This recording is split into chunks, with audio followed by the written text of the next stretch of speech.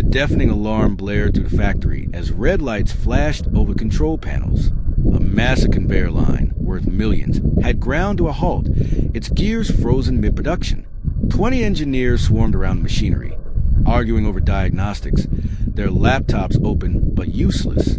Every second meant thousands of dollars lost. "Shut it down completely," one shouted. "We can't. It'll take hours to restart," another snapped. "Tried bypassing the circuit." A third barked, sweat running down his forehead. At the far end of the floor, Richard Coleman, the CEO, stormed in wearing his perfectly tailored suit and his perfectly controlled anger. But this time, his voice cracked like thunder. "If we don't fix this in 30 minutes, I lose a $5 million contract. You geniuses promised the system was fail-proof." Nobody met his eyes. Then, almost drowned out by the alarm, came a calm voice. "Sir, I can try." Heads turned. Standing near the mop bucket was Marcus Hayes, the night janitor, mid-40s, work-worn hands, dark coverall stained with grease from years of cleaning up other people's messes. He spoke softly, as if afraid to interrupt.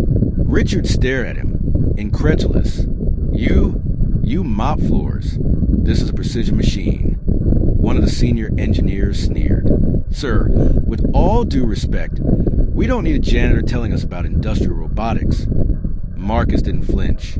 "You've been at it for an hour and she's still dead," he said, nodding toward the machine. "Give me 5 minutes." The engineers laughed out loud. Someone muttered, "What's next? He's going to teach us thermodynamics with a broom?" But Marcus walked past them as if they weren't there, reached into his old canvas tool pouch, one he carried out of habit, not job description, and pulled out a simple wrench. He tightened a valve, flicked the pressure gauge with his finger, then tapped twice on a panel. The factory floor went silent as the machine roared back to life. Belt spun, gears turned, the entire system hummed like nothing had happened. For a full 3 seconds, no one spoke. Even Richard's voice failed him as he watched the production line, running perfectly again. Finally, he managed to whisper, "Who is this guy?" The factory floor buzzed with disbelief. Engineers stared at Marcus like they'd just seen a ghost crawl out of a machine. Richard Coleman's jaw was tight, his expensive cufflinks glinting under the fluorescent lights as he stepped closer. "Don't just stand there," he barked at his team. "Run diagnostics. Find out what actually went wrong. I want reports in 10 minutes. The engineers scattered, grumbling and jostling for space at the control panels. "It must have been a pressure lock," one said quickly. "No, I told you it was an intake issue," another countered. "Whatever it was, that janitor just got lucky," a third muttered loud enough for Marcus to hear. Marcus didn't answer. He just knelt by the machine, running his hand along the steel casing with quiet familiarity, like someone greeting an old friend. His eyes traced the wiring, the valves, the sound of the motor as it spun back to full speed. This wasn't luck. He knew the system better than they realized. Richard's phone buzzed. It was the board. Again. He answered sharply. "Yes, I'm here. Production is moving again." "No, I don't need to explain how. Just know we're not losing the contract." He hung up and shot a cold glance at Marcus. "What's your name?" Richard demanded. "Marcus Hayes, sir." "Well, Marcus Hayes," Richard drawled. "If you actually knew anything about machinery, you wouldn't be pushing a mop for $15 an hour." His voice was loud enough for everyone to hear. A few of the engineers chuckled, relieved to see the CEO putting the janitor back in his place. Marcus simply nodded. "I'm just glad the line's running again," he said quietly, stepping back toward his cart. As the alarm stopped and the hum of production filled the air again, the factory workers went back to their routines. But not Marcus. He glanced at a small clock on the wall, then at his cracked phone screen. 2 missed calls from Maya, his daughter. Tuition was due next week. She'd been accepted into her dream college on partial scholarship, but they still needed $18,000 more. Every extra shift, every floor mopped at midnight, every aching muscle. It was all for her, and the last thing he could afford was to lose this job. "Hey, Hayes," one of the younger engineers smirked as Marcus wheeled his cart down the aisle. "Where'd you learn to fix a multi-million-dollar robot?" YouTube. Marcus didn't respond, but a faint scar on his forearm, faded but unmistakably military, caught the engineer's eye. Marcus kept walking, disappearing into the dimly lit hallway. In the executive office above, Richard Coleman slammed his fist on the desk. "This cannot happen again," he snapped at the COO. "I will not have a janitor showing up my engineers in front of clients." "Sir, maybe we should find out what he knows. He could be useful." "He's not useful." Richard cut him off sharply. "He's replaceable." "Everyone is." Down on the floor, Marcus stopped for a moment, looking back at the machine he'd revived. He'd worked on equipment like this before, back when his uniform was army green instead of faded gray coveralls, back when generals, not CEOs, trusted him with million-dollar assets. But that was a lifetime ago. He picked up his mop and kept working. The factory floor shuddered again with a grinding sound, then went eerily silent. The massive machine Marcus had revived just hours earlier let out a hiss of steam and ground to a halt, this time with a sickening clang. The lights above flickered, and the entire production line froze mid-run. "Not again," one engineer groaned, clutching his headset. Richard Coleman stormed down the metal stairs from his office, shouting over the alarm. "What the hell is going on? We just fixed this." "It's a deeper fault, sir," the lead engineer stammered. "The system's completely locked up." Richard snatched his phone and barked into it.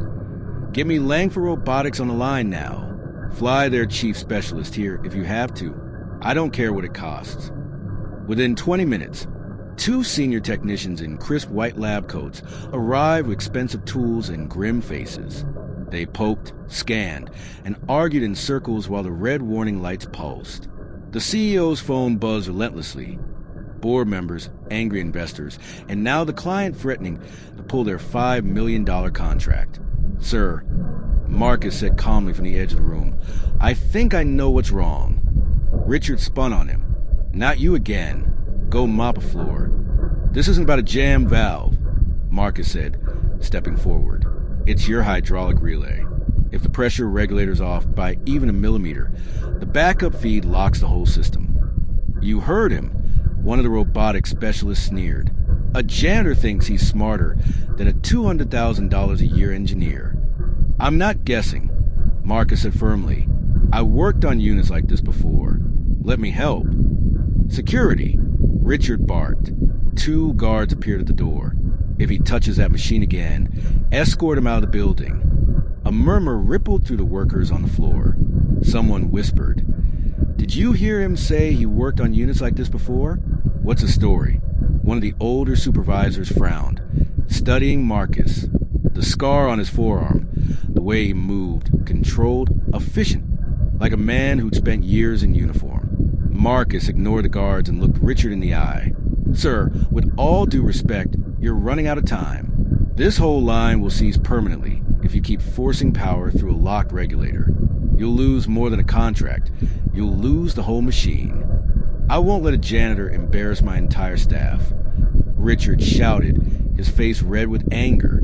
In the corner of the room, an investor on speakerphone was losing patience.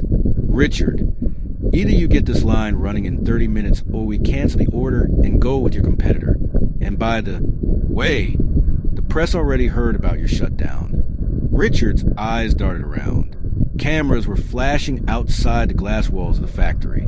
News crews had arrived. "I can fix it," Marcus repeated, his voice steady. 5 minutes. No more. Security stepped closer. "Sir, do you want us to remove him?" Richard clenched his jaw. The specialists were still fumbling. The clock was ticking, and the pressure was unbearable. The smell of hot metal filled the air. "Get him out of my sight." Richard barked, even as a bead of sweat rolled down his temple. The guards reached for Marcus's arm, but he didn't resist.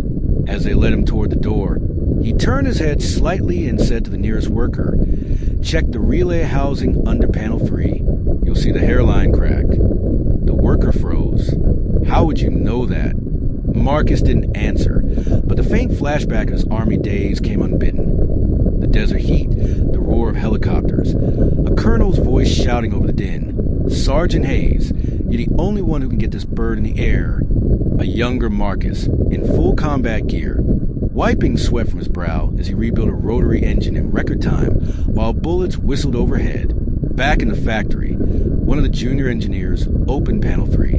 His eyes widened. Sir, he's right. There's a crack in the regulator housing. Richard glared at him. Then fix it. Now.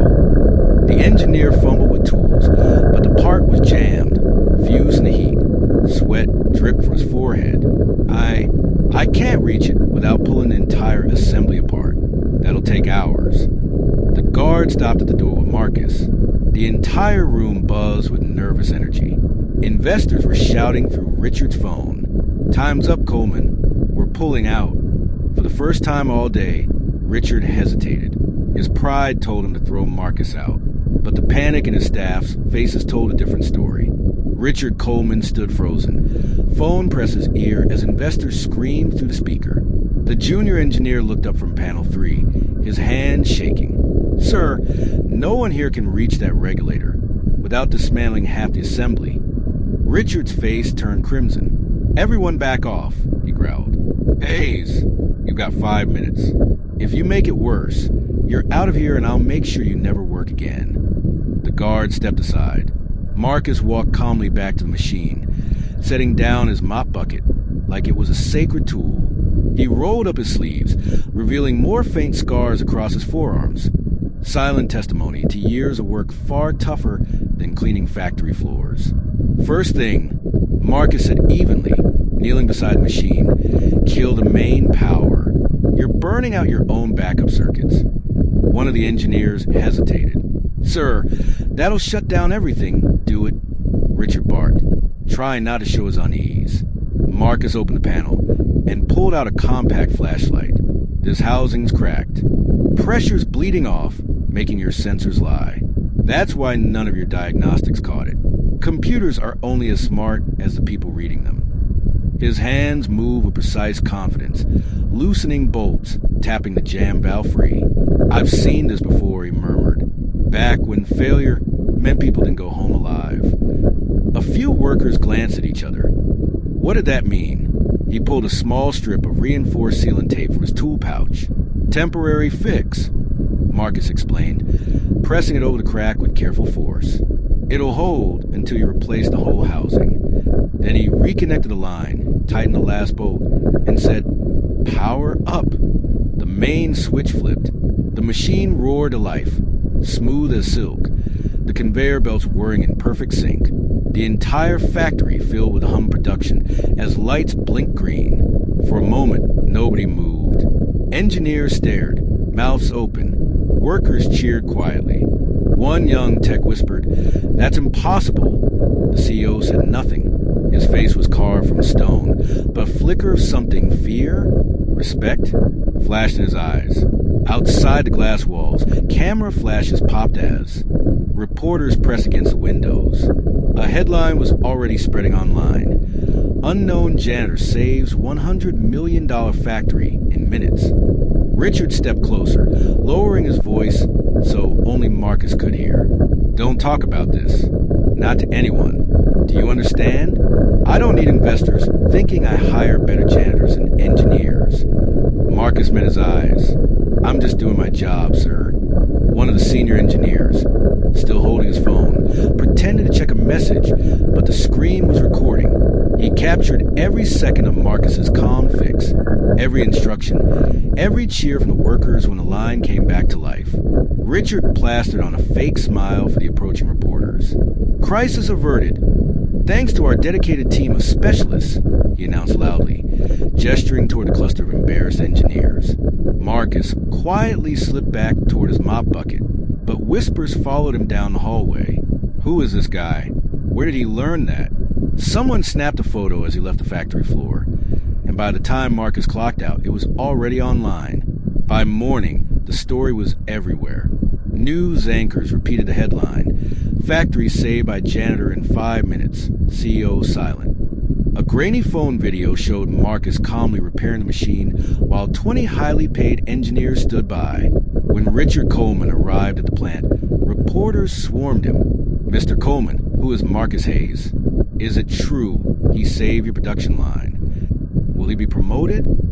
How did your own specialist miss what he found in seconds? Richard tried to bluff. It was a team effort, he said smoothly. But investors waiting in the executive conference room weren't buying it. We want to meet the man who fixed our $100 million equipment. One of them demanded, bring him in. Richard reluctantly called Marcus upstairs. Marcus walked into the sleek glass office, still in his gray coveralls. The investor stood to shake his hand before Richard could even introduce him. So you're the janitor who saved our company, one said warmly. Marcus smiled faintly. Just did what I could. One investor squinted at him. Hayes, weren't you in the army? Weren't you the engineer who rebuilt a rotor system under fire in Kandahar? The room went silent. Richard blinked in shock as Marcus nodded politely. Yes, sir. I was a mechanical systems specialist.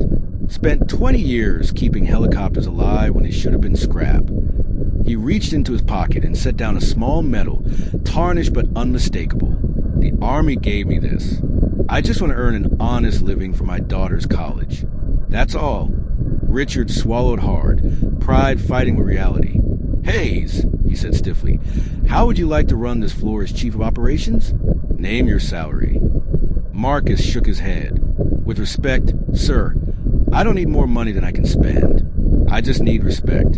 For me, and for every person in this building who isn't wearing a suit. The investors nodded approvingly. One said, give him whatever he asks. He's clearly the smartest man in this room. Finally, Marcus added, I'll take the position. But only if my whole crew gets raises, the people who clean, weld, and carry this place on their backs. For the first time all day, Richard smiled, a real smile stripped of arrogance. Deal! As cameras clicked, Marcus shook the CEO's hand, his scarred knuckles gripping firmly. Never underestimate people you think are invisible. Marcus said quietly, you might be looking at the reason your company's still standing. Weeks later, the factory ran smoother than ever. Workers now greeted Marcus Hayes as sir, though he still preferred carrying his old mop just to remind people where he came from. His daughter Maya opened her acceptance letter. Full scholarship now covered by a grateful investor who would watch that viral video. Richard Coleman changed too.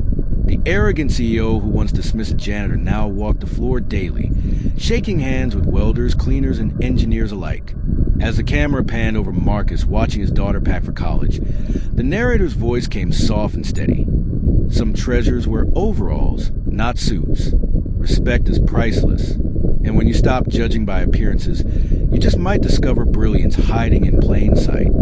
Marcus smiled at the plant's entrance, nodding to every worker who passed. If you believe talent can come from anywhere, the narrator added, subscribe for more stories that prove it.